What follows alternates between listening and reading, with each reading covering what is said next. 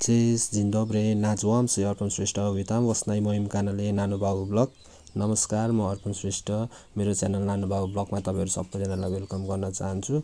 आज चाहिँ टीआरसी को बारेमा भिडियो भन्न गइरहेको छु है। एकजना सिसले चाहिँ कमेन्ट गर्नु भएको छ, टीआरसी आएपछि चाहिँ डिपेन्डेन्टमा ल्याउन मिल्छ कि मिल्दैन होला भनेर चाहिँ कमेन्ट गर्नु भएको छ। त्यही आधारमा चाहिँ यो भिडियो बनाउँदै छु है। सर्वप्रथम सुरुमा चाहिँ के भन्न चाहन्छु भने अहिले चाहिँ प्राय धेरै हल्ला भएको छ फर्स्ट टीआरसी ले डिपेन्डेन्टमा ल्याउन मिल्छ भनेर हैन, तर फर्स्ट टीआरसी ले चाहिँ मिल्दैन, सेकेन्ड टीआरसी चाहिन्छ है। तपाईहरु आको 5 इयर्स भइसकेपछि चाहिँ हजुरहरुले चाहिँ डिपेन्डेन्टमा प्रोसेस गर्नु हुँदाखेरि हुन्छ हैन। अनि जस्तै तपाईको सेकेन्ड टीआरसी कसैको फर्स्ट टीआरसी 1 वर्षको हुन्छ भने कसैको 3 वर्षको आउँछ है, त्यसरी आउने गर्दछ। जस्तै 1 वर्षको आए पनि तपाईको सेकेन्ड टीआरसी फेरि एप्लाई गर्नु हुँदाखेरि चाहिँ तपाईको टोटल 3 वर्ष मात्रै भयो भने पनि सेकेन्ड टीआरसी आउँदाखेरि 3 वर्ष मात्रै भयो भने पनि हजुरहरुले चाहिँ सेकेन्ड टीआरसी को थ्रुबाट चाहिँ आफ्नो फ्यामिलीलाई ल्याउन मिल्छ है। अनि अहिले चाहिँ लयरहरुले चाहिँ के भन्दैछ भने फर्स्ट टीआरसी नै ल्याउन मिल्छ भनेको छ है। लयरहरुले चाहिँ त्यो चाहिँ खाली उनीहरुले कमाउने बाटो मात्रै गरेको हो है, अफिसियल कुनै पनि न्यूज आएको छैन फर्स्ट टीआरसी ले डिपेन्डेन्टमा ल्याउन मिल्छ भनेर। तपाईहरुलाई आज हुन्छ अर्को महिना गर्दै झुलाउने काम मात्र गरिरहन्छ है।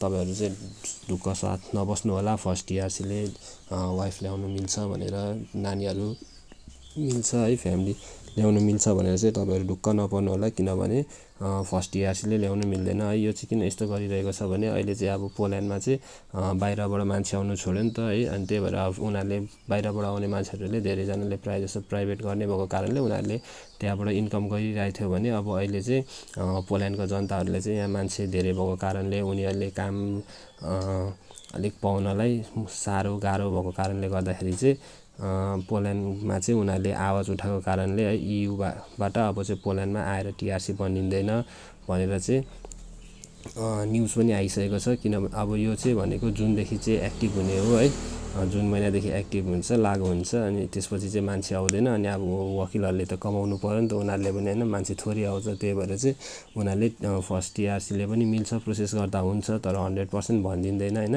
100% उनीहरुले रिस्क लिदिदैन, किनभने फर्स्ट टीआरसी ले आउँदैन। आए पनि कसैको झुकेर आउला है, तर सबैजनाको चाहिँ आउँदैन। त्यही भएर चाहिँ हजुरहरुलाई चाहिँ अहिले प्रोसेस नगर्नु होला भन्न चाहन्छु। अब हैन म रिस्क लिएर गर्छु, भयो भने भयो, भएन भने भएन भनेर गर्नुहुन्छ भने हजुरहरुले त्यसरी गर्नु हुँदाखेरि पनि हुन्छ, नगर्नु नै चाहिँ भन्दिन। तर हजुरहरुलाई चाहिँ के जानकारी छ भने के दिन चाहन्छु भने चाहिँ फर्स्ट टीआरसी ले चाहिँ डिपेन्डेन्टमा तपाईहरुले फ्यामिली ल्याउनु पाउनु हुँदैन है। अरु केही पनि कुनै प्रश्नहरु छ, केही क्वेशन सोध्नु मन छ भने हजुरहरुले मलाई कमेन्ट गर्न सक्नुहुनेछ। हजुरहरुलाई म यसरी नै रिप्लाई दिनेछु है। आजलाई यति भन्दै बिदा माग्न चाहन्छु। Bye bye.